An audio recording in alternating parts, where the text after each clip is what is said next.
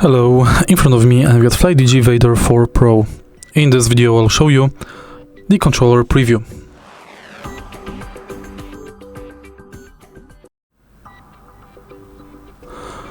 In the beginning, take a look at the top of the controller. Right here we've got two force adjustable joysticks.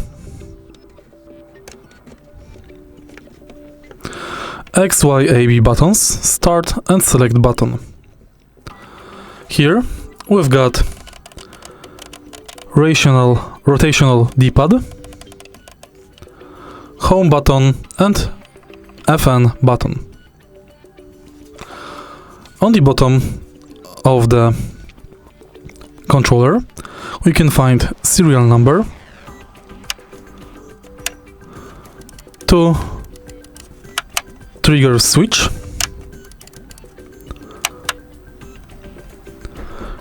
controller mode switch